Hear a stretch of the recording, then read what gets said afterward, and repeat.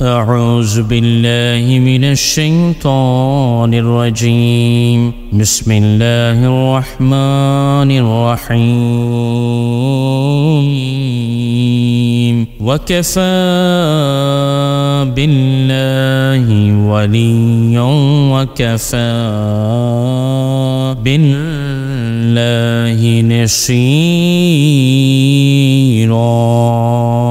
আল্লাহ তাআলা মানুষের অভিভাবক হিসাবে যথেষ্ট এবং আল্লাহ তাআলা মানুষের সাহায্যকারী হিসাবেও যথেষ্ট। সূরা নিসাতে আল্লাহ রাব্বুল আলামিন এই আয়াতের মাধ্যমে আমাদেরকে দুনিয়ার সমস্ত অভিভাবক এবং সাহায্যকারী থেকে ফারেক হয়ে শুধু আল্লাহ তাআলাকে অভিভাবক হিসেবে গ্রহণ করা এবং শুধু আল্লাহ তাআলাকেই সমস্ত কিছুর সাহায্যকারী হিসাবে গ্রহণ করার জন্যই আমাদেরকে আল্লাহ তাআলা নির্দেশ দিয়েছেন। এবং সত্যিকার অর্থেই যে কোনো বিপদে যে কোনো মুসিবতে যদি কেউ আল্লাহ তাআলাকে অভিভাবক এবং সাহায্যকারী হিসাবে পেয়ে যায়, এটা তার জন্য সমস্ত কিছু হাসিলের একমাত্র যথেষ্ট উপকরণ হয়ে যায়। আল্লাহ তাআলা আমাদেরকে আল্লাহ তাআলাকে অভিভাবক এবং সাহায্যকারী সর্বক্ষেত্রেই বানিয়ে দিন। আমিন।